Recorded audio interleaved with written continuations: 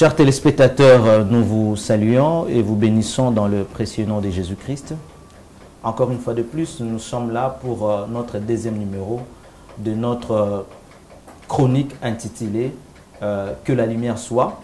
Et dans le cadre de cette thématique, aujourd'hui nous recevons le pasteur qui est en même temps notre père, notre mentor, le pasteur Boris Unyumbe Yangakalala, qui est pasteur, responsable de l'assemblée locale, de l'assemblée de Saint-Derigini, située sur l'avenue, le quartier Kémi, sur l'avenue Université.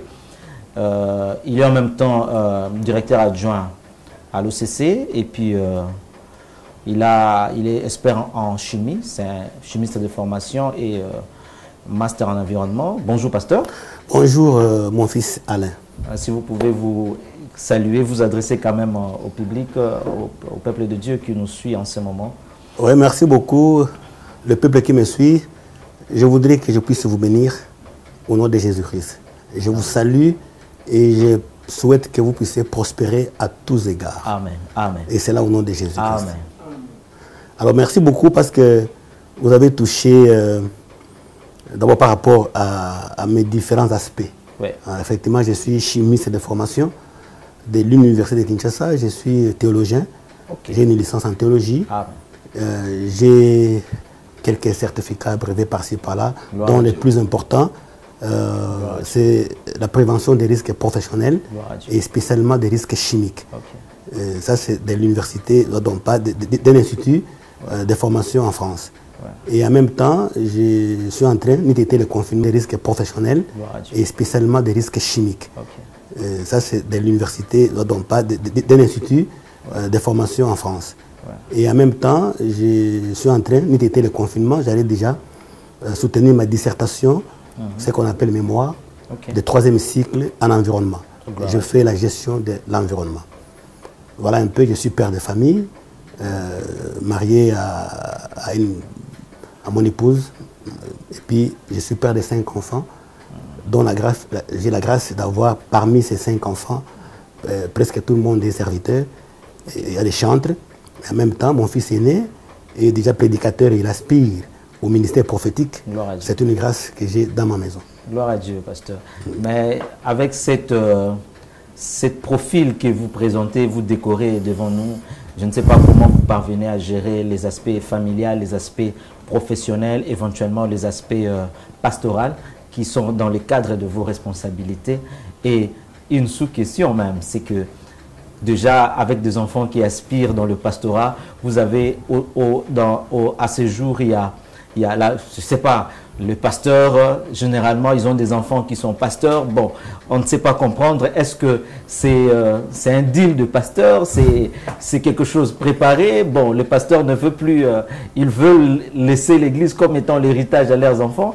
Nous voulons quand même être édifiés dans ce sens-là. Si vous pouvez dire quelques mots par rapport à ça. Oui, je crois que nous allons développer ça dans d'autres émissions. Oui. Que l'église du Seigneur n'est pas une église biologique. Amen. Et que avoir des serviteurs dans sa maison, c'est parce que l'ambiance prophétique dans laquelle les enfants ont grandi, oui, ils n'ont vu que ça. Ils n'ont vu que la Bible. Exact. Ils n'ont pas vu à la télévision des émissions sur la musique mondaine. Exactement. Ils n'ont pas vu autre chose que ce qui est lié au ciel. Okay. Et la grâce s'ajoute pour que le Saint-Esprit puisse nous accompagner pour qu'aujourd'hui nous puissions avoir des enfants qui sont des serviteurs de Dieu. Amen. Et que sur ce point-là, nous ne pouvons pas, dans une église de Dieu, parce que nous savons qu'il y a aussi des églises des hommes. Oui. Voilà pourquoi Jésus a dit mon église, il n'a pas dit l'église, il a dit mon église, parce que vous pouvez croire qu'il y a d'autres personnes qui vont s'approprier des structures où on met Jésus en première position, qui est la margarine à vendre, et que pour le reste, ce sont des bénéfices. Exact. Ce sont ces boutiques-là qui font que quand le papa meurt, c'est l'enfant qui prend, ou quand ce n'est pas l'enfant, c'est la maman qui prend. Et je crois que ce sont des choses qui doivent arriver et que les gens comprennent que ce n'est pas l'œuvre du Seigneur. Ouais. Mais je ne dis pas que si un enfant prêche à la grâce de Dieu, qu'il soit parmi les gens qui peuvent aussi un jour œuvrer. Même quand nous disons pasteur responsable, ce n'est pas à la manière de ces boutiques-là. C'est responsable par rapport à la gestion administrative, à la marche physique de l'Église. Mais le véritable responsable, c'est le Saint-Esprit qui est Dieu lui-même. Alléluia. Merci beaucoup, pasteur. Avec vous, nous allons aborder une thématique assez délicate et qui fait couler de l'encre beaucoup à ces temps-ci. Nous allons, notre thématique telle que intitulée et publiée dans les différents réseaux sociaux, nous allons parler sur la parure de la femme qu'est dit la Bible. Nous allons vouloir sonder les Écritures et la pensée du Seigneur par rapport à cette problématique. À ce jour, il y a certaines qui disent Dieu regarde l'intérieur, il ne regarde pas l'extérieur. Et d'autres abordent dans le sens de dire que non, Dieu n'a pas besoin de l'extérieur, il a seulement besoin de l'intérieur. Nous voulons que nous puissions ensemble avec vous et par rapport à la grâce que le Seigneur vous a donnée, pouvoir sonder quelle est la pensée du Seigneur. Si vous pouvez dire ne fût-ce qu'un mot à titre introductif, comme ça nous allons aborder directement notre thématique. Là, je ne veux pas aller par 4 chemins. Oui. Dieu a besoin et de l'intérieur et de l'extérieur. Amen, amen, amen. Là, il n'y a pas match. C'est extraordinaire. Amen. Parce que Dieu, c'est celui qui a voulu que nous soyons des pierres de construction. Amen. Et quand nous voyons comment le temple a été construit, c'est avec des pierres qui étaient taillées de l'intérieur et de l'extérieur. Amen. Et par rapport à la parure, nous savons de manière prophétique que la véritable parure pour un enfant de Dieu, c'est Jésus-Christ lui-même, c'est la parole de Dieu. Amen. C'est la véritable parure. Mais par rapport à la femme physique, parce que c'est là que nous allons arriver, est-ce que Dieu a interdit? J'ai dit non. Est-ce que Dieu a permis? J'ai dit oui, mais avec modération. Et c'est ce que nous allons tenter de démontrer. Lisons, je voulais avec vous commencer par cette lecture-là. Je suis dans la version de la Bible Louis II. Je prends 1 Pierre chapitre 3, le verset 3. Je me permets de le lire en votre faveur. Ayez non cette parure extérieure qui consiste dans les cheveux tressés, les ornements d'or ou les habits qu'on revêt. Mais la parure intérieure est cachée dans le cœur, la pureté incorruptible de l'esprit, doux et paisible, qui est d'un grand prix devant Dieu. Verset 5. Ainsi séparées autrefois les saintes femmes qui espéraient en Dieu, soumis à leur mari, comme Sarah, qui obéissait à Abraham et l'appelait Seigneur. Je peux quand même m'arrêter là par rapport à cette écriture. Je voudrais... la Bible, l'apôtre Pierre, quand il nous parle de cette question, il nous présente dans le verset 3, apparemment, ça ressemble à une négation, à une interdiction, mais il nous fait des références. Je voudrais, dans ma première préoccupation, si vous pouvez éclairer le peuple de Dieu en nous donnant une pensée vétérotestamentaire, c'est-à-dire la pensée de l'Ancienne Alliance, sur cette question de la parure de la femme. Qu'est-ce que l'Ancienne Alliance dit à propos de la parure de la femme, y compris l'exemple de Sarah que l'apôtre Pierre est en train de se relever ici dans cette écriture. Merci beaucoup, cher frère Alain. Oui, merci. Les épîtres sont catégorisés dans le verset doctrinaux. C'est-à-dire que les épîtres, nous devons les vivre telles qu'elles sont écrites. Amen. Les épîtres ont été écrites dans une langue intelligible. La racine du mot intelligible vient du mot intelligent. Donc l'intelligent, le mot intelligent, intelligible sont des mots qui ont une même source en latin. Intelligere, qui donne l'aspect de quelque chose que l'on doit comprendre avec le bon sens.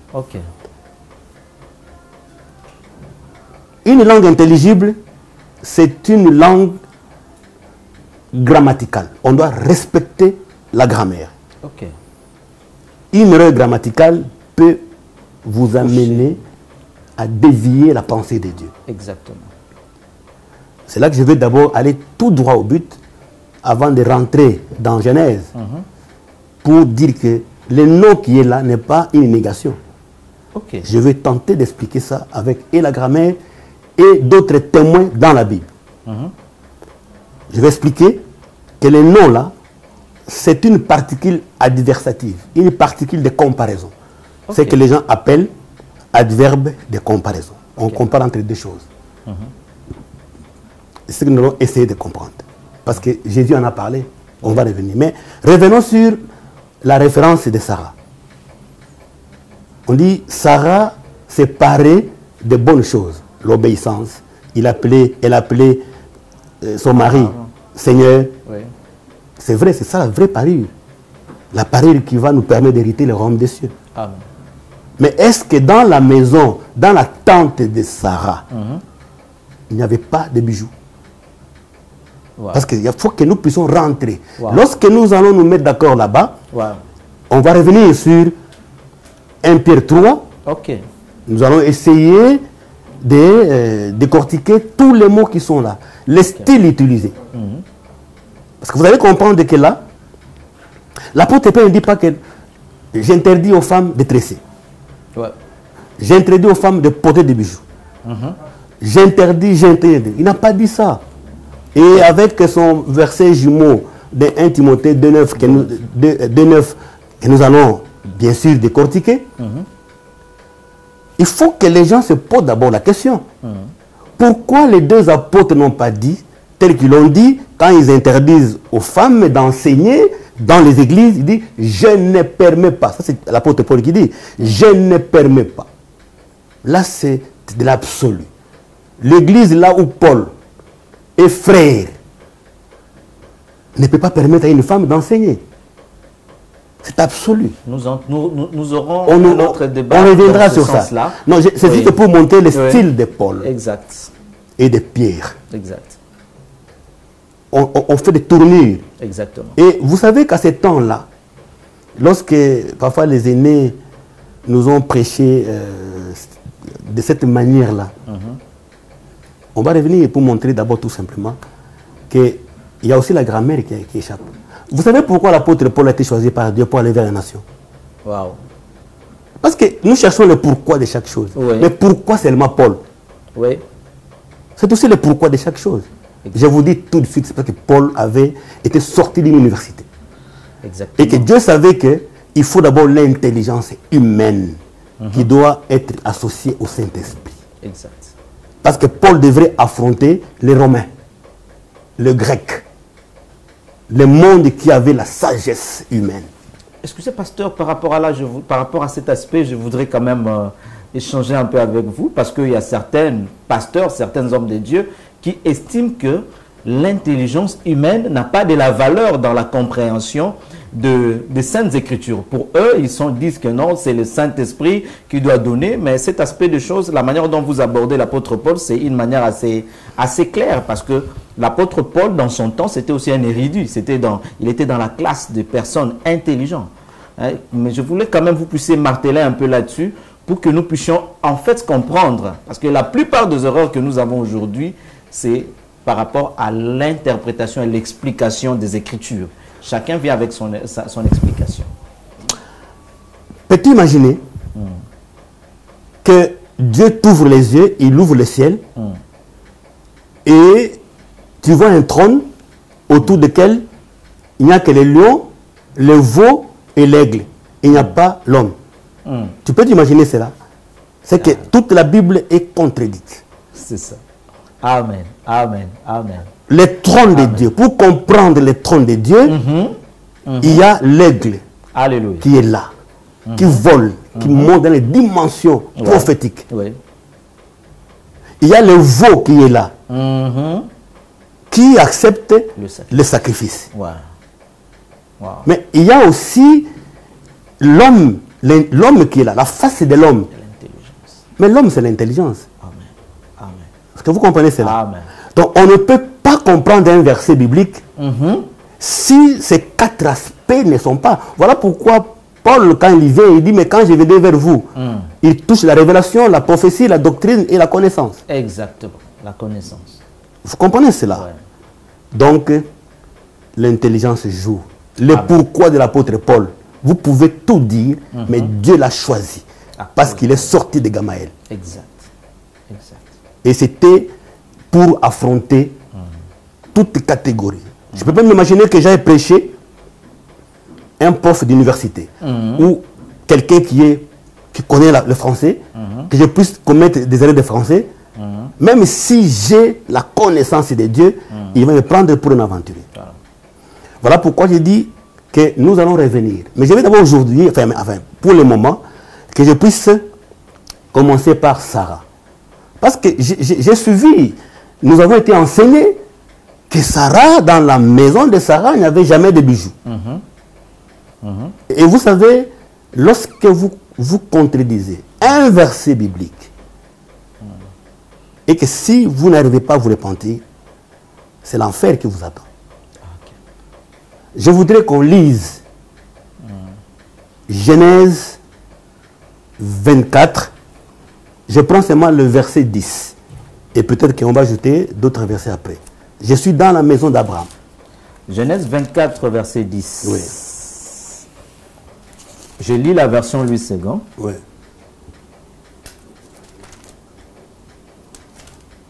La Bible dit, le serviteur prit 10 chameaux parmi les chameaux de son Seigneur, et il partit, ayant à sa disposition tous les biens de son Seigneur.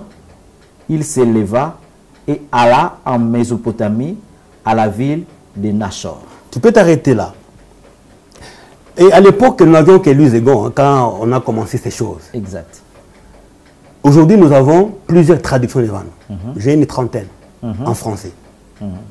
Et si vous lisez la Bible de Jérusalem, on dit, ayant en main tout ce que son maître avait de meilleur. Donc, à part les 10 chameaux, ayant en main tout ce que son maître avait de meilleur. Amen. C'est-à-dire que dans la maison d'Abraham, il y avait des choses qui pouvaient être de bonnes choses, mais il y a aussi des meilleures. C'est là toute la différence. Quand vous lisez la Bible du Seigneur, on parle des meilleurs. Ici, on parle de son maître, tout ce qui était bon. Ça, c'est Jérusalem. Quand vous lisez d'autres, on dit meilleurs, des meilleures choses. Et vous savez, parmi ces meilleures choses, des choses que le serviteur le plus ancien avait amenées. Mais quand vous lisez, vous allez voir que parmi ces meilleurs-là, il y avait des bijoux, il y avait l'anneau en or, et puis il y avait des bracelets. Vous vous rendez compte? Maintenant, vous allez me dire que l'or qu'Abraham avait, c'était pour seulement échanger l'argent, parce qu'à l'époque on faisait le troc.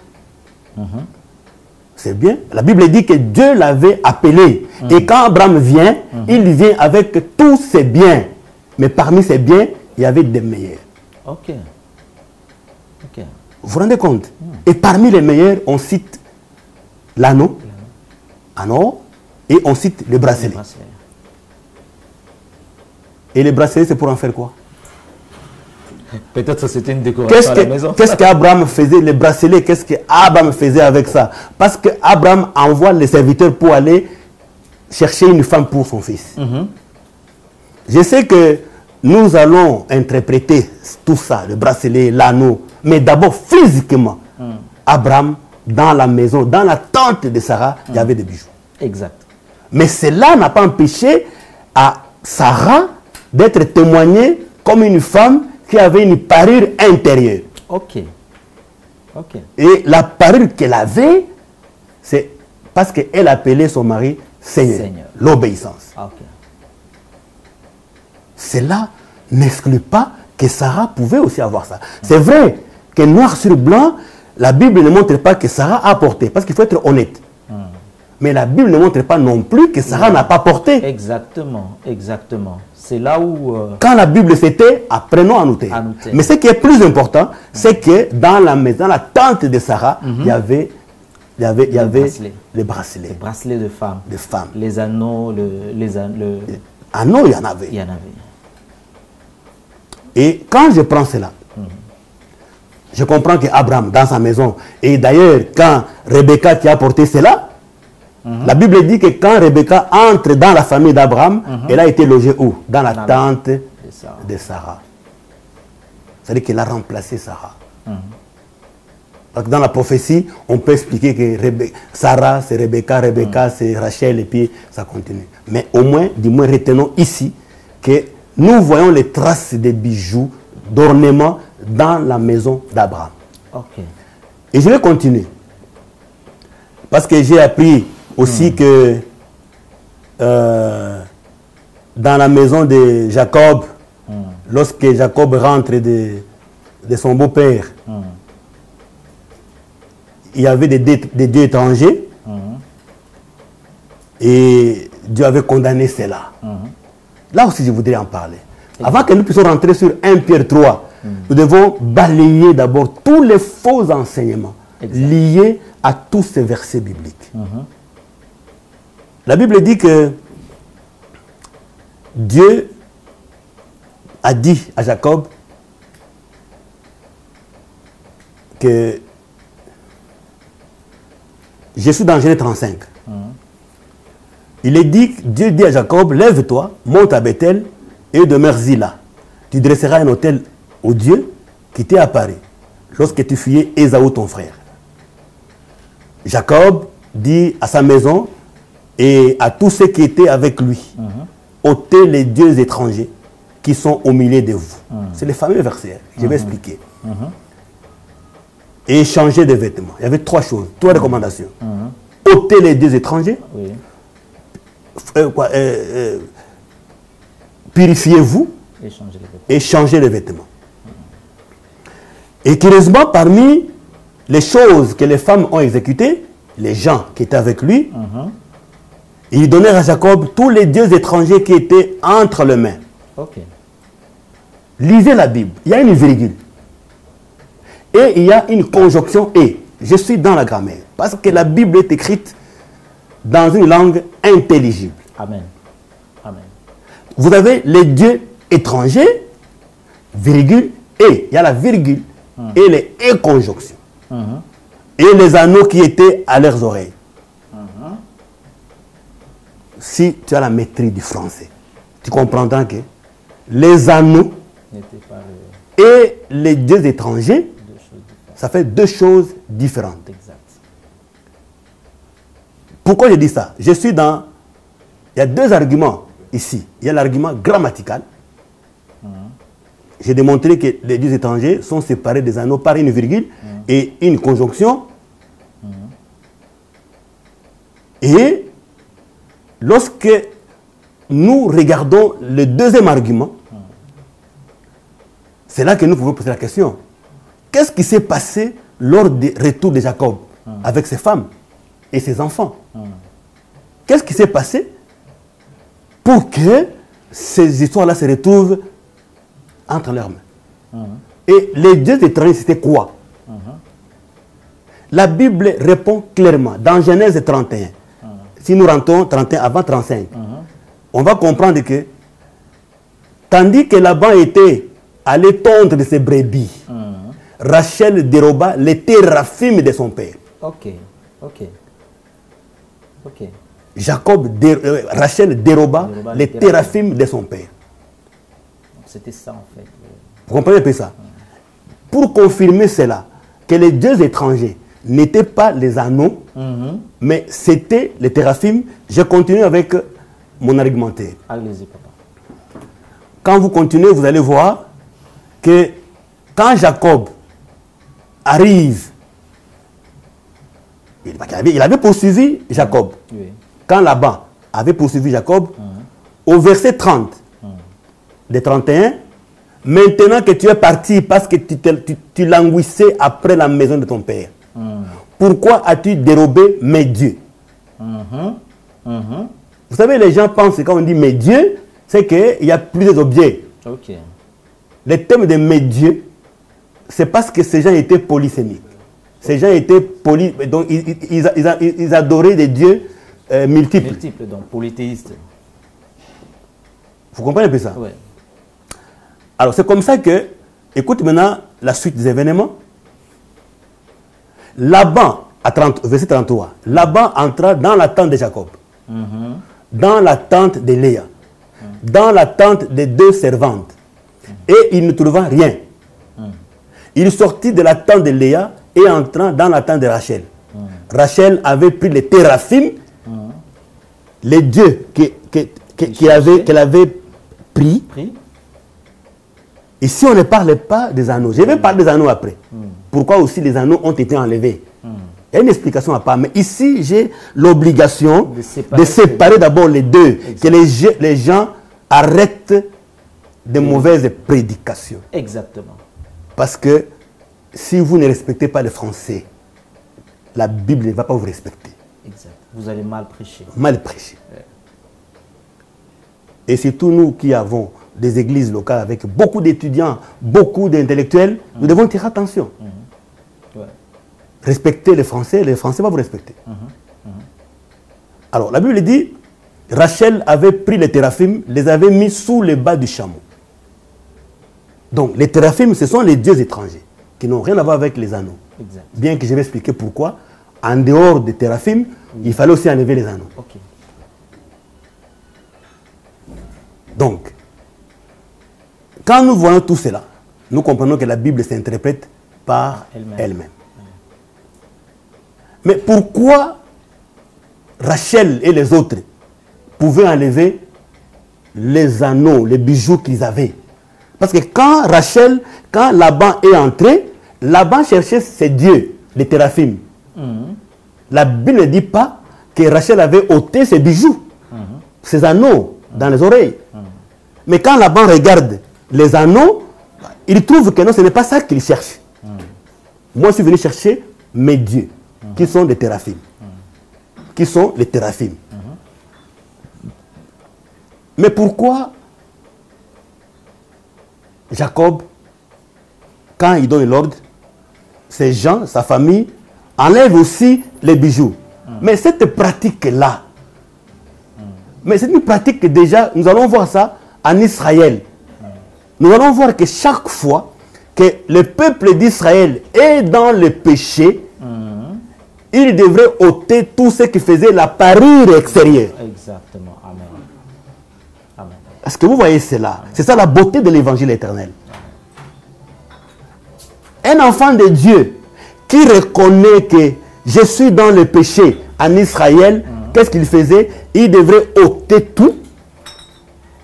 Et même arriver à mettre des cendres sur la tête. Exactement.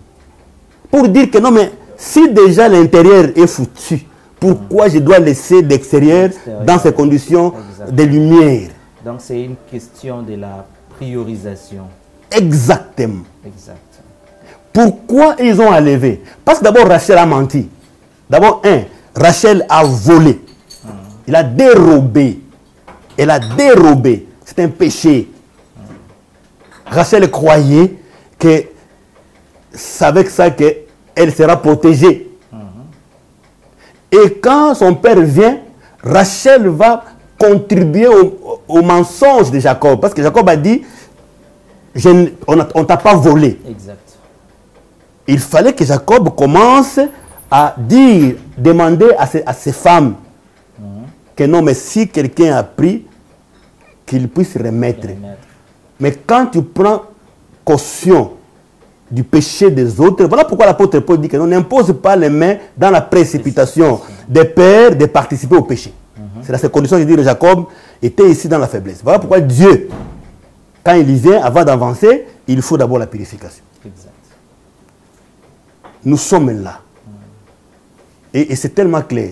La preuve en est que dans la maison de Jacob, l'enseignement sur les bijoux, sur le refus de porter l'ornement, Jacob n'a pas enseigné ça à ses enfants. Mais là, il faut me poser la question, mais pasteur, où est-ce que vous avez eu ça? C'est ça la beauté de l'évangile éternel. Amen. On reconnaît On reconnaît l'enseignement de la maison à travers la vie des enfants qui sont dans la maison. Exact, exact. Est-ce que vous voyez cela? Exact. Comment on a reconnu Pierre? À cause de sa manière de parler, de rire, sa manière. Cet homme était avec Jésus. Sa manière. Vous voyez un peu ça? Exact. Comment on a reconnu les gens qui confessaient Jésus à Antioche? C'est par la manière de se comporter. Ils sont des chrétiens. Ce n'est pas comme aujourd'hui où tout le monde s'appelle chrétien. Non, les chrétiens, ce sont les païens qui doivent nous appeler chrétiens. Ce n'est pas nous qui devons commencer à crier, nous sommes des chrétiens, chrétiens. Alors, remarquez Joseph qui est l'un des fils de Jacob. Il est parti en Égypte. Mais Joseph est passé dans des conditions très difficiles. Quand la femme de Potiphar voulait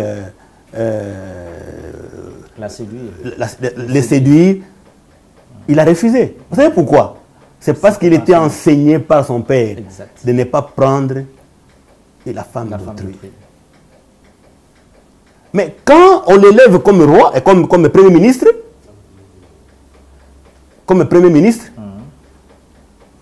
on donne l'anneau, la bague et l'anneau, il ne refuse pas. Mais il dit, Joseph, comment tu peux porter cela si j'étais là? J'ai dit, mais comment tu peux porter cela pendant que ton père n'a pas cet enseignement-là? Il allait me répondre que non, pasteur Boris, non. Mon père ne m'a jamais interdit de porter ça. Exact. Et vous allez comprendre la suite avec Daniel à Babylone. Et vous allez peut-être, je vais chuter à la question parce que j'ai été un peu bavard.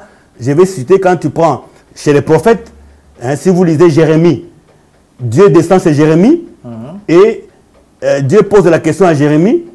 Il dit, mais Jérémie, est-ce qu'une jeune fille peut-elle oublier ses ornements?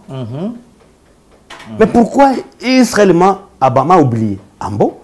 Dieu lui-même, quand il vient chez Jérémie, il n'a pas l'enseignement qu'il a interdit les ornements en Israël. Donc, en d'autres termes, pasteur, moi je voulais, si l'ornement était un péché en Israël, donc comparable à l'impudicité, hein, donc c'est-à-dire que si au jour d'aujourd'hui, tel que certains le considèrent, que l'ornement c'est un péché autant qu'une personne qui commet l'impudicité, mais Dieu est en train de rappeler à Jérémie que une jeune fille peut-elle oublier ses ornements? Donc pour Dieu, il n'avait pas cette connaissance-là, cette façon de voir des ornements. Il ne voyait pas que les ornements étaient un péché autant que certains serviteurs le considèrent aujourd'hui. Vous savez, quand Dieu a dit à Adam que vous pouvez manger de tous les arbres, mais sauf l'arbre de la connaissance du bien et du mal. Quand Ève vient pour expliquer, donner la réponse au serpent, elle va aller au-delà. C'est bien d'avoir les soucis d'interdire ou de montrer les dangers qu'il y a devant une situation. Mais ne mentez pas, s'il vous plaît. De grâce, vous qui me suivez. Il ne faut pas ajouter des mensonges. Il ne faut pas remplacer le Saint-Esprit. N'ajoutez pas. Parce qu'ici, Dieu, même quand Jean voit dans l'Apocalypse, là-bas sur le temple qui descend, orné comme une femme qui sonne pour son époux. Mais Dieu voit que l'ornement n'est pas encore un péché, la parole n'est pas encore un péché. Ce n'est pas pour rien qu'il a paré son temple. Il y a des gens qui posent l'argument sur le veau d'or. On ne peut pas porter. Et j'ai suivi des prédicateurs que non, voilà, les bijoux ont servi pour construire le veau d'or. Mais ils oublient que les mêmes bijoux ont servi pour construire les tabernacles. Donc, c'est-à-dire qu'après avoir donné les bijoux pour construire les veaux d'or, ils avaient encore gardé d'autres. Ils en portaient toujours. Ils en portaient toujours. C'est pour montrer que dans la maison de Jacob, les bijoux n'étaient pas encore un péché. Exact. Vous voyez un peu ça? Ce n'était pas encore un péché. Et ce n'était pas un péché. Il y a beaucoup d'exemples. L'émission là qui est peut-être 40 ou 50 minutes, on ne peut pas tout dire, mais retenez seulement que là, en Israël, les bijoux n'étaient pas un péché. Et les gens encore mal affermis vont encore toucher Ésaïe pour dire que non, voilà, vous voyez que dans Ésaïe, on a condamné les bijoux. Mais il n'y avait pas que les bijoux, les miroirs, les habits, les ceintures et consorts. Mais c'est parce que l'émission est très courte. On allait encore entrer dedans pour expliquer que d'abord les bijoux, l'ornement, c'est Dieu lui-même, c'est Dieu pour Israël. Maintenant, comment Dieu venait montrer, quand vous lisez le chapitre 2, on montre comment Dieu est en relation avec Israël. Au chapitre 3, Dieu abandonne Israël. Et au chapitre 4, Dieu revient. C'est un mouvement prophétique. Pour montrer que moi, Dieu, votre parure, je suis avec vous. Demain, à cause de votre incrédulité, je vais vous abandonner. C'est ça la condamnation des parures, l'image de condamner les parures. Parce que Dieu était la parure d'Israël. Et au chapitre 4, Dieu revient. Ça, c'est, nous voyons après l'enlèvement, Dieu va retourner en Israël. Mais on ne peut pas prendre ces versets de ce chapitre 3 pour doctrinaliser l'ornement dans l'église. Parce que quand vous prenez Ézéchiel, vous voyez là-bas que Dieu utilise le langage des bijoux pour orner Israël. Mais si toi tu prends Ésaïe 3, moi je vais t'opposer Ézéchiel 16. Exact. Vous comprenez un peu ça? Or, les deux versets, les deux chapitres ne peuvent pas nous permettre de doctrinaliser, mais du moins nous comprenons que lorsque vous ne marchez pas bien avec Dieu, tout votre ornement extérieur, Dieu ne voit pas ça. D'ailleurs, quand tu portes ça, c'est pour ta femme, c'est pour ton mari et consort. Et même quand Jésus vient, l'enseignement sur l'ornement, mais Jésus en a parlé. Il dit à Israël, vous blanchissez, donc vous ornez l'extérieur, mais vous laissez l'intérieur qui est pourri, tout ça. Et il dit, faites d'abord premièrement. Moi, je suis dans le respect du français. Quand il y a un premier, il y a un deuxième. Donc, c'est question des priorités. Moi, ça m'étonne que Dieu soit loué. Ça m'étonne que les gens utilisent la grammaire quand il faut argumenter autre chose. Vous voyez, Dieu a dit allez baptiser au nom du Père, du Fils et du Saint-Esprit. Là, ils vont dans la grammaire. Mais maintenant, quand le Saint-Esprit descend, on baptise au nom de Jésus. Parce que le nom de Matthieu est au singulier avec trois attributs de la divinité. Cela veut dire que tous ces trois attributs ont un seul nom. Effectivement, c'est le nom de Jésus dans Actes chapitre 2. Nous disons Amen. Ça, c'est la grammaire. Lorsque nous entrons dans le gène de Daniel, les gens disent que nous, voilà, Daniel ne prenait pas des mets délicats. C'est-à-dire que l'adjectif délicat vient montrer que Daniel pouvait manger, mais ce n'était pas délicat. Là, c'est le français. Lorsque nous prenons, pour parler de premier Adam et dernier Adam, souvent, il y a des traductions qui ont parlé des égons. Et lorsqu'on dit égons, ça s'arrête, et puis ça s'arrête là-bas, on dit c'est le dernier. Vous voyez tout ça? Est-ce que ce n'est pas de la malhonnêteté? Je dis non, c'est manque de connaissances et surtout aller au-delà de ce qui est écrit, ce qui est condamnable. Et je crois que c'est à ce niveau-là que j'ai voulu brosser, ça a pris beaucoup de temps, mais je voulais quand même brosser l'ancienne alliance pour balayer tous les mauvais enseignements qui se donnent sur l'ornement en Israël. Nous confirmons qu'en Israël, les jeunes sœurs, les jeunes filles, les femmes et même les hommes pouvaient porter des ornements. Et maintenant, nous devons maintenant rentrer sur 1 Pierre.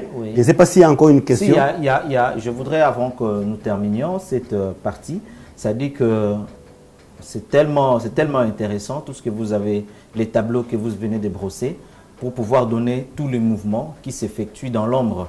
Parce que même Jésus, quand il prêchait, il prenait toujours les éléments dans l'ombre pour pouvoir expliquer ce qui devait être dans la réalité. Ça, c'est un exercice assez important. Je bénis également le Seigneur lorsque vous avez parlé de l'importance de la grammaire. C'est-à-dire, certains, ils prennent la grammaire comme étant un outil important lorsque ils sont en train d'expliquer les choses qui les arrangent. Mais lorsqu'il faudra utiliser la grammaire pour des choses qui, en fait, apparemment ne cadrent pas avec leur confession ou avec leur dogme, c'est en ce moment-là que la grammaire devient diabolique. Et je suis même surpris de voir certains serviteurs, certains prédicateurs qui diabolisent même la théologie, dit que non, vous allez faire la théologie est diabolique. Et pourtant, eux-mêmes font la théologie avec des petites écoles, fils des prophètes, fils de Kingandi, de ceci, cela. Ils ont des écoles qui, en fait, sont des écoles théologiques, mais qui en fait, c'est le problème, c'est la compréhension. Du mot. La compréhension du mot. Lorsqu'on ne comprend pas le contexte qui entoure le mot, on se permet de tout.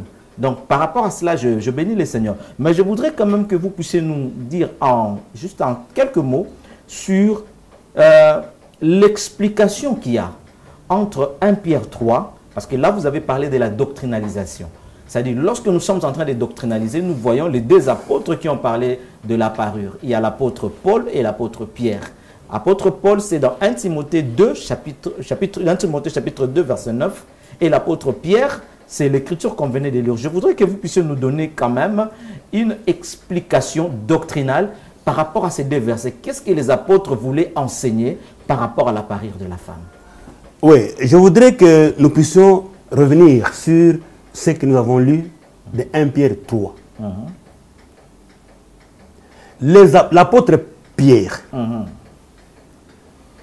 du point de vue chronologique, il a écrit après Paul.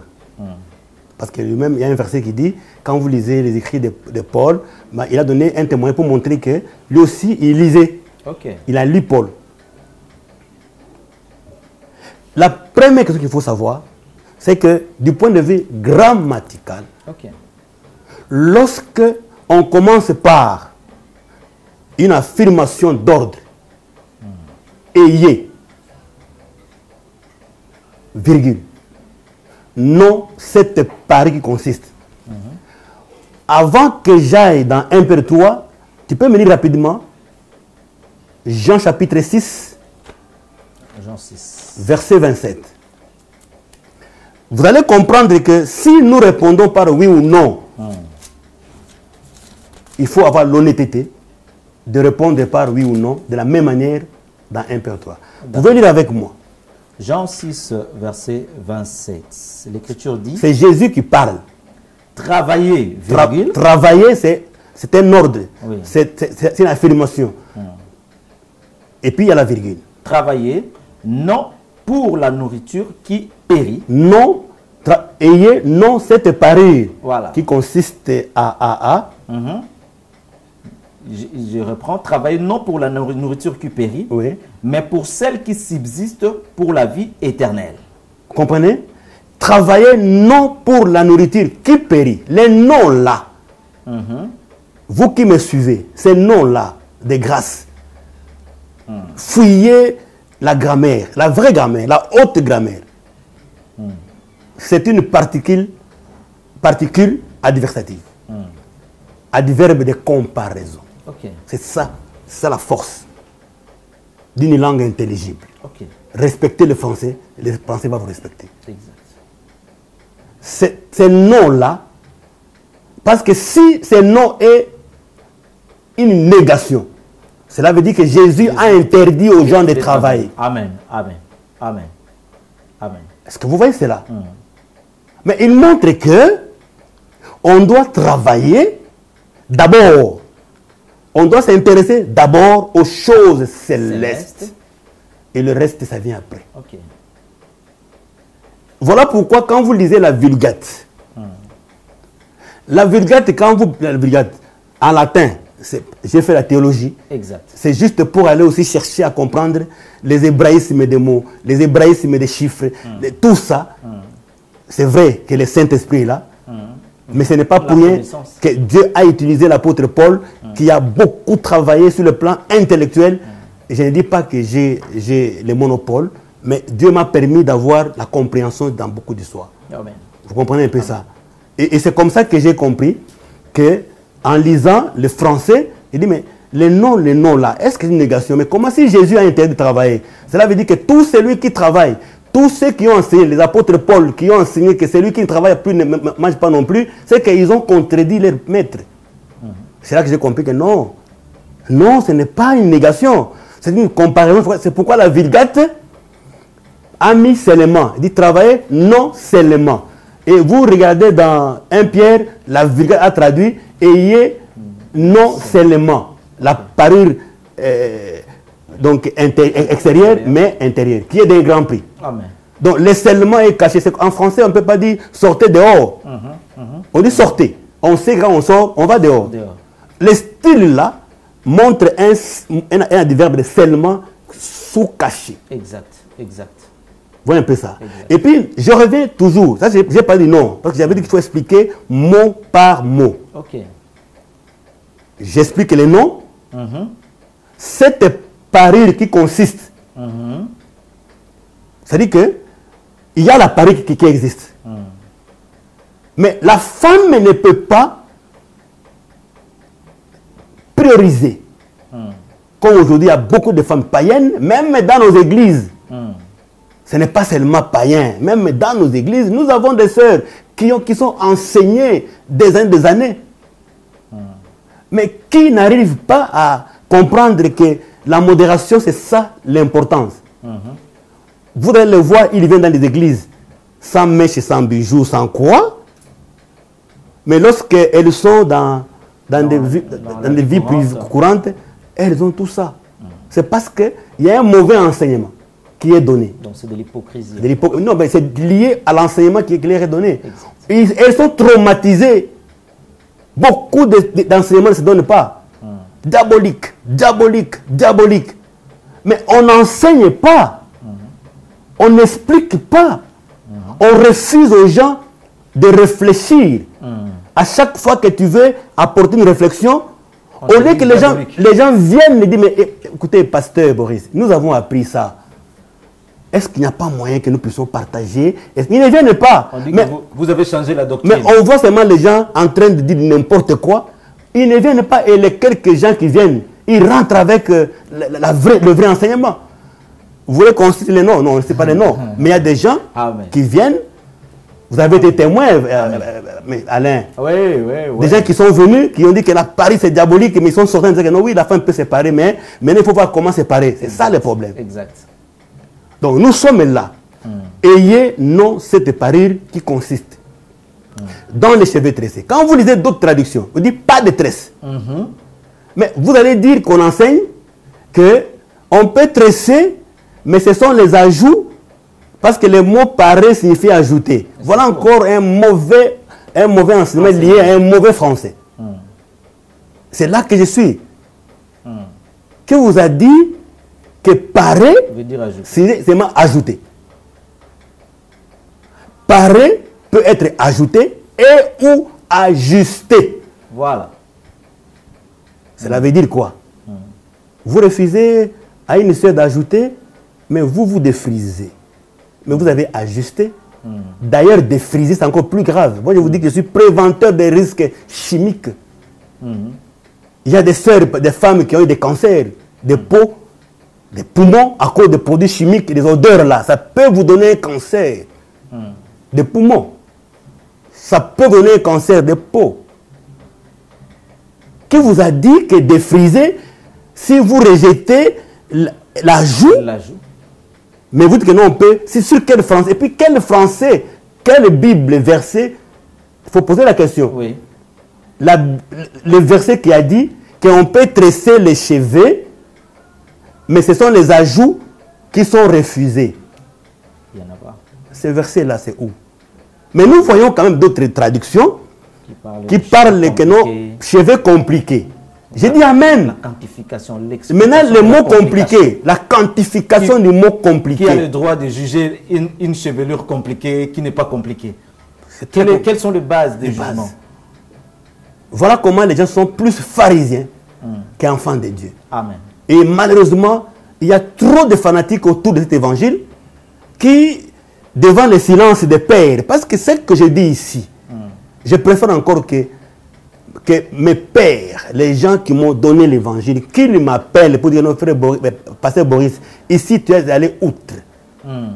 Je le dis devant tous ces pères qui vont me lire, m'écouter. Je reconnais, j'ai mes pères, ils sont partout. Mais vous allez voir que ce sont des fanatiques, les gens des générations qui sont venus après, parce que les pères n'ont pas encore parlé. Et alors ils continuent à embrouiller les gens comme ça. Et curieusement, ce qui est encore plus pire, c'est que ils prêchent autre chose, mais leur famille, leurs femmes, leurs enfants vivent autre chose et sous leur silence. Ce qui est encore grave, Ouais. ce qui est très grave, quand vous regardez les photos qui sont postées sur les réseaux sociaux, vous allez voir que à la chair, vous dites une chose, et à la maison, les femmes et les enfants font autre chose. Yeah. Et parfois, vous likez la photo. Je valide. Ouais. Cela veut dire que tu es d'accord non seulement de la beauté de ta femme, là on te concède, mais l'habillement doit être conforme à ce que toi tu enseignes. Exact. Et c'est là le problème. Donc ici nous comprenons. Je voudrais, parce que je n'ai pas encore touché 1 Timothée 2:9. Je suis encore dans 1 Pierre 3. La parure qui consiste dans les cheveux tressés. Ici, le style de Pierre n'interdit même pas, selon Louis Egon, les cheveux tressés. Mais c'est la manière de tresser les cheveux qui est un problème. Ornement d'or. Mais encore là, c'est un problème. Nulle part dans la Bible, et j'ai lu toutes les traductions que j'ai jusque-là, je n'ai pas vu une traduction qui s'est limitée à l'ornement tout court, au bijou tout court. Toutes les traductions que moi j'ai lues, on parle de bijoux en or, cercle d'or, anneau d'or, ornement d'or. En français, lorsqu'on ajoute or après ornement, cela veut dire qu'on n'a pas interdit l'ornement. Ok. Ok. Mais c'est l'ornement en or. Ouais. Et je vais expliquer pourquoi ici en or. J'ai entendu les gens dire que c'est parce que l'or était utilisé pour le veau d'or. Un faux enseignement. Il faut enlever ça. C'est une honte. Ouais. Il faut enlever ça. Des grâces. Des grâces. Il faut arrêter ça avec des arguments comme ça. Ça peut arriver même qu'il y a des gens qui vont même perdre la foi parce que tu as mal prêché. Exact. Et on dit des habits coûteux ou habits que l'on rêvait. Quand vous lisez Pierre, est-ce qu'il a interdit de porter des habits? Parce qu'il dit ornement d'or, habits qu'on rêvait. Le verbe revêtir. Cela veut dire qu'il n'a pas interdit, mais il dit que tout simplement, il faut que la beauté intérieure soit priorisée sur la beauté extérieure. Il faut que la parure intérieure soit priorisée. Et maintenant, je viens sur 1 Timothée. Je ne sais pas si une question avant que j'attaque 1 Timothée. Très bien, mon frère Alain. 1 Timothée 2:9. Je ne sais pas si on peut lire. Oui. 1 Timothée, chapitre 2. Je préfère que tu commences 2:8. 2:8. 1 Timothée, chapitre 2, verset 8. Je veux donc que les hommes prient en tout temps, prient en tout lieu, en élevant le main pur, sans colère, ni mauvaise pensée. Verset 9. Je veux aussi que les femmes vêtues d'une manière décente, avec pudeur et modestie, ne se parent ni de tresses, ni d'or, ni de perles, ni d'habits somptueux. Très bien. Les deux versets-là sont des jumeaux. Tenter de les séparer, c'est ça le diable qui intervient. Parce que, d'abord je vous informe, Alain, que la Bible n'a pas été écrite avec des versets bibliques, des chapitres. Amen. Ce sont des lettres. Des lettres qui sont écrites par les apôtres pour informer aux églises comment fonctionner, comment vivre, comment travailler, comment fonctionner. Exact. Mais comment vous allez séparer deux versets qui sont reliés par l'adverbe de même ou bien aussi. Aussi. Vous pouvez tout faire. C'est-à-dire que ce qui s'est fait, la pensée qui est dans 2:8, c'est la même pensée qui est dans 2:9. Si dans 2:8, il y a une imposition physique, cela veut dire que dans 2:9, il y a aussi une obligation physique. Mais si dans 2:8, l'obligation est plutôt morale et spirituelle, dans 2:9 également, elle est morale et spirituelle. Amen. La Bible dit dans 2.8, dans 1.2.8, que quand un frère, un homme prie, il doit élever des mains. Il dit je veux. Et là je vais vous dire que non. Le souhait de l'apôtre Paul, nous pouvons, à la rigueur, dire que non, c'est une obligation. Il dit oui. Alors c'est une obligation. Dans l'église du Seigneur, lorsqu'on veut prier, tout homme doit élever les mains. Même au marché. On dit à tout lieu. On a dit déjà, il a dit déjà, je veux donc que les hommes prient en tout lieu. Tout lieu. Donc c'est-à-dire que les hommes, à mon entendement, si on doit comprendre ça de manière terre à terre, c'est que les hommes devaient marcher, se promener avec les mains élevées comme ça. Quand tu veux prier, non, à tous les, quand tu veux prier, prie. Tu dois élever les mains. C'est une obligation. Même dans les bus. Voilà. Je voudrais que... Je suis en train de parler de ces choses pour que les gens comprennent.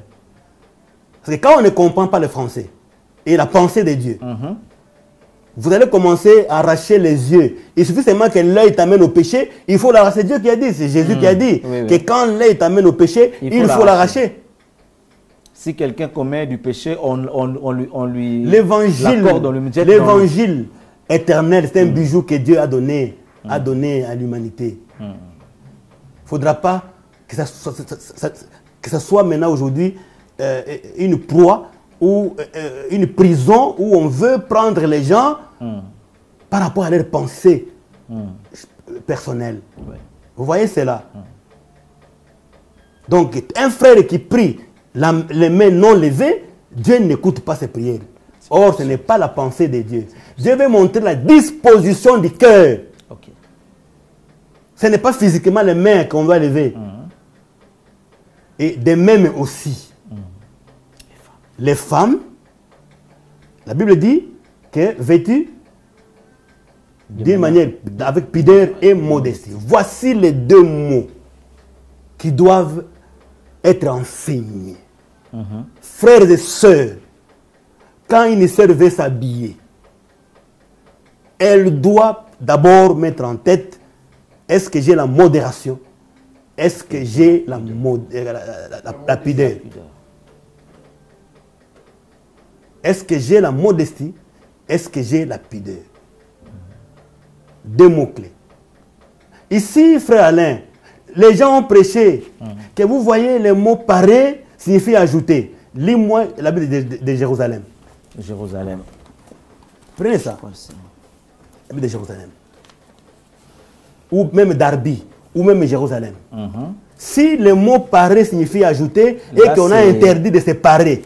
Là, c'est dans 1 Pierre ou non, dans 1 Timothée 2:9. Lisez, vous allez comprendre comment les gens... 1 Timothée 2:9. La Bible de Jérusalem dit ceci. Que les femmes de même aient une tenue décente, que leur parure modeste et réservée ne soit pas faite de cheveux tressés, d'or, de pierreries, de somptueuses toilettes. Tu peux reprendre? Que les femmes de même aient une tenue décente, que leur parure modeste et réservée ne soit pas faite de cheveux tressés, d'or, de pierreries, de somptueuses toilettes. Que leur parure ne soit pas faite. De quoi? Des cheveux tressés. Maintenant, montre-moi là, on a dit qu'il faut tresser. Exact. Mais c'est l'ajout qui est interdit. Il n'y en a pas. Il n'y en a pas. Prenez Darby. Darby. Darby, je l'ai. Lisez Darby. Mon téléphone. Darby, 1 Timothée 2:9.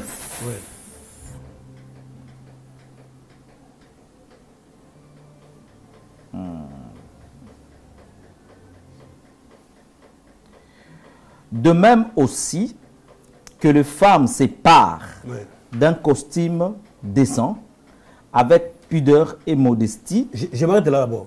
On dit que les femmes séparent. Remplaçons le mot parer par ajouter. Parce qu'ils ont dit que parer signifie ajouter. Ajouter. Que les femmes séparent. Ajoutent. Ajoutent. d'un costume décent avec pudeur et modestie, non pas de tresses et d'or ou de perles. Montrez-moi là où la Bible dit qu'il faut tresser. Noir sur blanc. Alors cet enseignement qui dit que la femme peut tresser, mais ce sont les ajouts qui sont diaboliques, c'est un enseignement diabolique. Est-ce que tu vois cela? Quand on parle de l'ornement d'or, c'est différent de l'ornement tout court. Quand on n'a pas d'habit somptueux, c'est différent d'habit tout court. C'est ça maintenant qu'il faut revenir sur le bon sens et avec le Saint-Esprit pour maintenant qu'on explique. Ayons l'humilité d'écouter. Ayons l'humilité. Nous avons grandi dans le ministère. Nous devons revoir des choses qui ont été parfois mal prêchées ou prêchées avec erreur. Vous voyez cela? C'est là que nous comprenons l'ordre des priorités. Parce que quand Pierre explique, lui qui a lu Paul après, j'ai expliqué que Pierre montre que c'est ce qui est d'un grand prix. Parce que quand vous lisez 1 Pierre 3, quelque part, c'est qui est d'un grand prix. Mais on ne peut pas avoir un grand prix si on n'a pas encore un prix. Et le prix là, c'est ça la parure extérieure. Que les traductions de Darby, de crampons, parce que j'ai crampons ici, hein, j'ai en anglais, parce que je me débrouille un peu en anglais, King James et comme ça. On dit que votre parure, on ne refuse pas d'abord la parure. Mais un enfant de Dieu doit comprendre que la parure qu'elle doit montrer chez Dieu, ce n'est pas la parure extérieure. C'est que Dieu attend de lui. De lui, ce n'est pas ça. D'ailleurs, ce n'est pas seulement pour les sœurs, mais c'est aussi pour tout enfant de Dieu. Moi, je vois aujourd'hui, frère Alain, comment les frères sont en train de se maquiller, dans la manière de coiffer les cheveux, dans la manière de dessiner les barbes. C'est par rapport à quel verset? Et pourtant, vous qui taillez vos barbes, il y a même un verset de Lévitique qui vous poursuit jusqu'à aujourd'hui pour vous dire que ne touchez pas au coin de vos barbes. Mais pourquoi vous vous permettez cela et que quand une sœur veut se rendre propre, présentable, vous trouvez que non? C'est diabolique. C'est diabolique. Mais entre-temps, nous voyons dans vos photos vos femmes qui ont défrisé, qui ont fait des coiffures compliquées. C'est ça le problème. Non, arrêtons ça. Là où peut-être on n'est pas d'accord, qu'on continue à partager, à évoluer. Mais évitons des termes diaboliques et tout ça. Moi, je crois que nous devons arrêter de nous diaboliser sur ce point-là. L'apôtre Paul nous a bien conseillé. Il dit, là où on ne s'est pas mis d'accord, on va évoluer. On va qu'on a évolué. Dieu va nous éclairer. Mais au moins, le respect de la grammaire française. Vous comprenez? Lorsqu'on dit ornement en or, ce n'est pas l'ornement. C'est-à-dire qu'on n'a pas interdit l'ornement. Mais pourquoi en or? Pourquoi somptueux? Pourquoi parure de cheveux? C'est pour montrer tout simplement qu'il faut être modéré. Ce n'est pas interdit, mais soyez modéré. On ne peut pas s'imaginer une sœur qui veut, pour apparaître, doit mettre du soir jusqu'au niveau des jambes là-bas, de la tête au niveau des jambes, pour chercher quoi? Vous voyez un peu ça? Je préfère encore prêcher que tout m'est permis, mais tout n'édifie pas. Tout ne m'est pas permis. Je préfère encore prêcher ça. Et cela, c'est par rapport à moi. Tout m'est permis. C'est l'apôtre Paul qui parle de lui. Et comme lui, c'est un modèle pour nous, et chacun peut dire que non, tout m'est permis. Moi, je suis là. Je peux porter des montres en or. Mais pourquoi je ne peux pas le faire? Parce que si je le fais, il dit, tout m'est permis, mais en quoi c'est utile? Je ne le fais pas. Mais nous voyons des prédicateurs avec des lunettes en or. Avec des attaches cravates en or. Des boutons machettes en or. Ils sont là. Et c'est curieux, sont ces gens-là qui se mettent à la chair pour dire que non, la sœur ne peut pas. Pendant que toi-même, là, tel que tu es, tu es plein de signes de Caïn. Amen. C'est ça le grand problème. Donc je voudrais que nous puissions nous exhorter que la Bible a interdit l'extravagance. la Bible a interdit tout ce qui n'a pas la pudeur. Et quand on parle de pudeur, on voit les parties sensibles de la femme. Mais aussi, même l'homme aussi a des parties sensibles. Exact. Voilà pourquoi l'apôtre Paul dit soyez sobres. La sobriété, ce n'est pas seulement pour les sœurs, mais aussi c'est pour les frères. Ouais. Toi, tu es prédicateur, tu viens devant la chair avec un body. Toutes les parties du corps sont dessinées. Or, parfois, il y a des filles qui sont faibles quand on voit seulement la poitrine, le dessin de la poitrine du frère. Même sous les habits. Est-ce que vous savez combien de gens qui tombent? Tout simplement parce que toi, frère, pasteur, tu es mal habillé, tu es nu à la chair. Quand tu portes un body pour venir pécher, je ne dis pas que le body c'est un péché, mais déjà la forme, ça dessine le corps. Ça dessine la poitrine, le sein. Les biceps. Les biceps. Or, il y a des filles qui sont très sensibles aux biceps de l'homme. Voilà pourquoi l'apôtre Paul parle de la sobriété. Être sobre. Dans la sobriété, il y a la modération, la modestie. Il y a la pudeur. Ce sont les éléments clés. Non seulement pour les sœurs, mais aussi pour les frères. Okay. Vous comprenez? Bien aimé, je voudrais qu'on comprenne cela. Que quand vous lisez 1 Timothée, quand vous lisez 1 Pierre, prenez toutes les Bibles. Si on est devant une Bible, comme Louis Egon qui nous a beaucoup aidé pour qu'on soit prêché de cette manière-là, aujourd'hui on a plusieurs Bibles, et toutes ces Bibles-là, chacun a cherché à fouiller les textes originaux. Et la complication qu'il y a eu autour de ces concepts de parure, dans 1 Timothée 1, 2, 9 et 1 Pierre 3, cela a été d'abord parce que les termes utilisés dans la Bible grecque, donc les textes grecs, a donné un peu de complications. Voilà pourquoi chacun a traduit selon sa compréhension. Exactement. Cela veut dire qu'on ne peut pas. Quand je dis crampon, crampon dit ceci. Que les femmes, ses parents, donc crampon accepte que la femme peut se séparer, mais avec pudeur et discrétion. Oui. Non pas des torsades, ni d'or, ni de perles. Vous voyez un peu ça. Quand vous lisez d'autres Bibles, on dit frissure. Oui. Quand vous lisez crampon pour un pied, il dit pas tressé avec de l'art. Vous voyez comment chacun a traduit. Crampon, selon lui, il a vu que la femme peut tresser, mais pas avec de l'art. Vous voyez un peu ça. Et d'autres disent que non, pas de tresse. Maintenant, pourquoi on va prendre... Nous tous, nous n'avons pas vu les textes originaux. On n'a pas fait le grec. Mais comment nous allons seulement prendre la doctrine par rapport à un seul verset, une seule traduction? Il faut lire toutes les traductions et comprendre qu'en lisant les traductions, Dieu n'a pas interdit de se tresser. Mais il faut le faire avec modération. Dieu n'a pas refusé l'ornement. Mais il faut le faire avec modération. Dieu n'a pas refusé de porter des habits, mais il ne faudra pas qu'à travers les habits, tu puisses démontrer que tu as beaucoup d'argent. Exactement. Parce que si moi j'ai de l'argent pour acheter à mon épouse le bazin de $1000, et que si je gagne $10 000 par mois, et qu'après 3 mois, j'achète un bazin de $1000, j'ai fait l'économie de 300, avec un $100, et j'ai un bazin de $1000. C'est lui qui va voir ça, va trouver que non, mais j'ai été extravagant, mais non. C'est pas rapport à bien. Ce sont des mots qui n'ont pas de quantification. Exactement. Exact. Personne ne peut imposer à l'autre que voici les niveaux, les plafonds d'argent qu'il faut sortir pour acheter à sa femme un habit. C'est là le problème.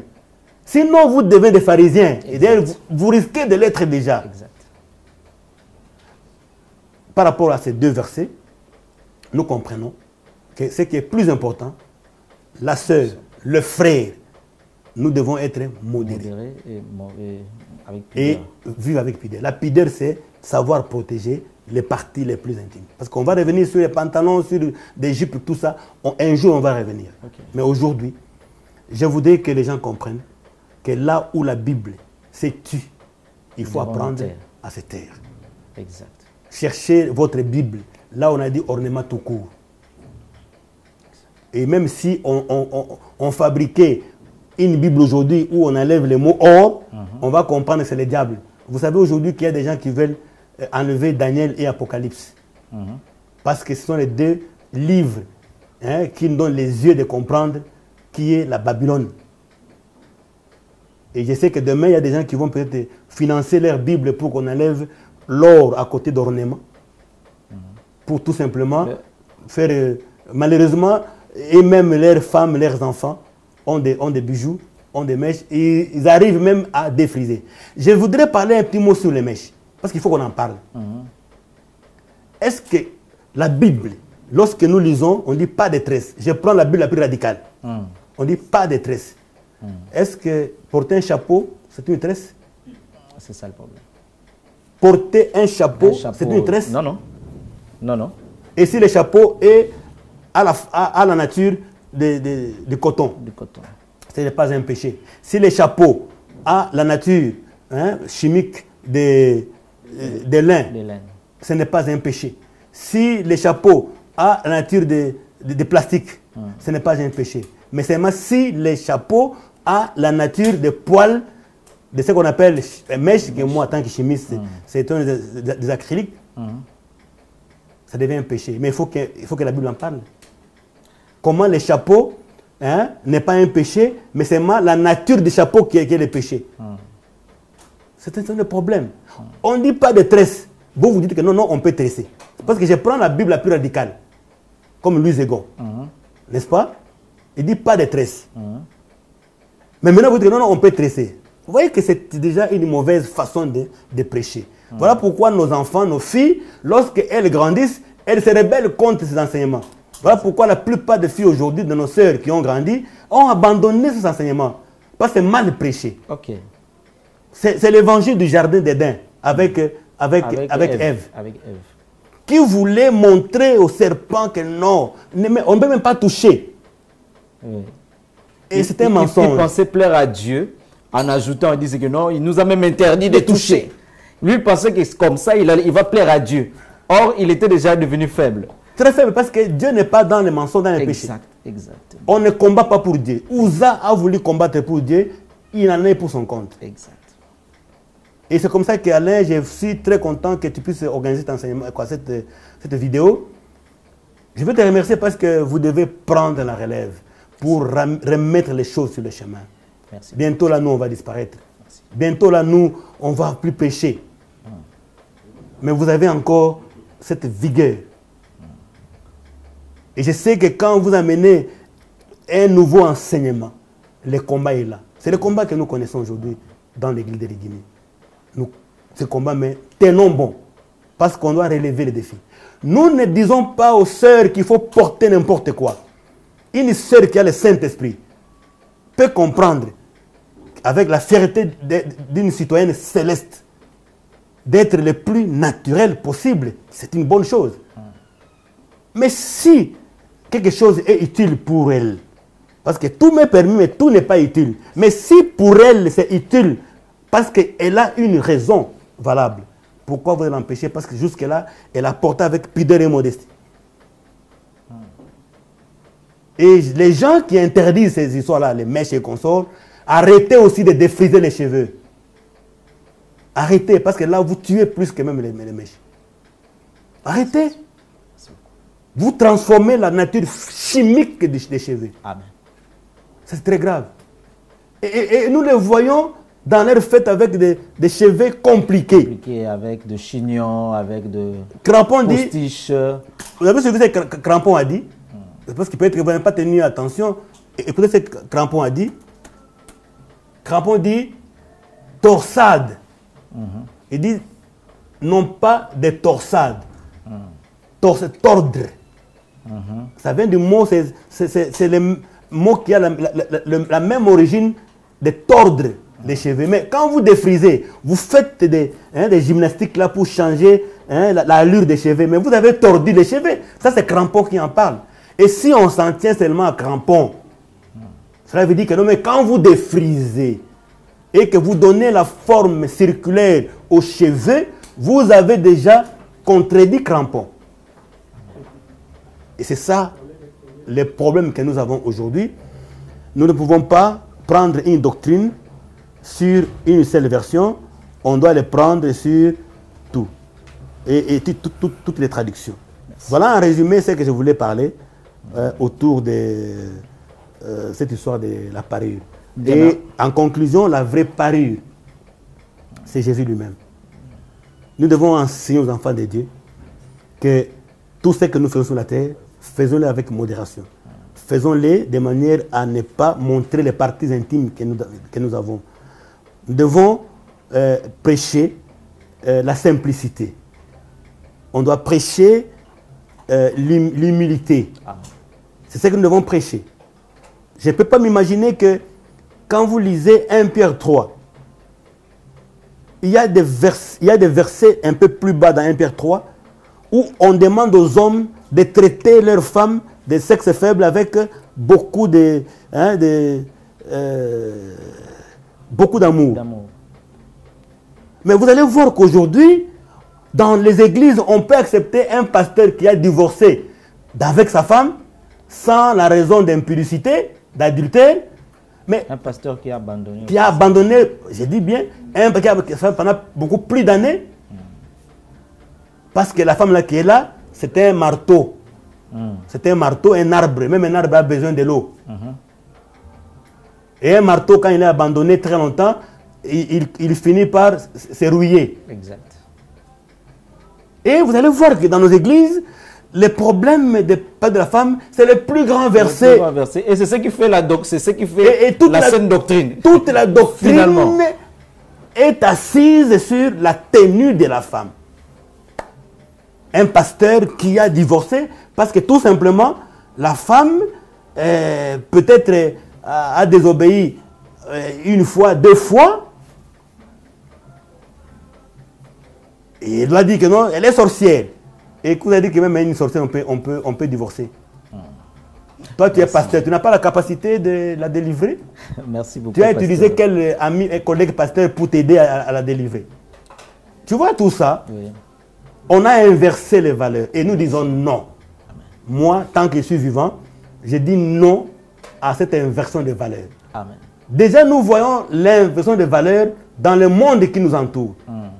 Quand nous voyons dans ces pays que nous vivons, la RDC, comment les gens ont inversé les valeurs, nous voulons amener ça à l'église. Et il y a des fanatiques dans l'église où on trouve qu'un pasteur qui a abandonné sa femme, un pasteur qui a divorcé avec sa femme, sans raison valable, parce qu'il prêche, il s'est touché le ciel et consort, donc ce n'est pas un problème. Mais une sœur qui a porté ses mèches de manière modérée est une païenne. On la traite de païenne. Merci beaucoup, pasteur. En tout cas, nous avons été fortement bénis par rapport à toutes ces explications. Je retiens pertinemment les aspects de la compréhension grammaticale qu'on doit associer dans l'explication de chaque écriture. Au-delà de ça, je dirais même que, même dans la grammaire, même si on peut diaboliser la grammaire française, mais la Bible, comme vous avez dit, a été écrite par une langue intelligible. Même quand nous parlons du grec, même quand nous parlons du hébreu, la langue hébraïque et la langue grecque, ou soit hellénique, a ses principes d'interprétation. Donc, de ces côtés-là, la grammaire s'impose toujours. Quelle que soit la langue qu'on va utiliser, la grammaire est en train de s'imposer. Nous demandons également à ceux qui vont suivre cette vidéo, serviteurs de Dieu, tous ceux qui voudraient, penseraient avoir des avis aussi contraires qu'ils soient, qu'ils puissent nous contacter sur le numéro qui est affiché. Au besoin, on peut organiser un duo avec le pasteur. Le pasteur est là pour pouvoir éclairer. Les soucis que nous avons avec cette émission, qui est que la lumière soit, c'est que nous puissions donner la véritable lumière, la véritable pensée du Seigneur, parce que c'est ce qui est l'absolu et c'est sur base de ça que chaque serviteur sera jugé. Tout ce que nous pouvons apporter à l'Église, au peuple de Dieu, doit être la véritable pensée du Seigneur. Que le Seigneur vous bénisse. À la prochaine.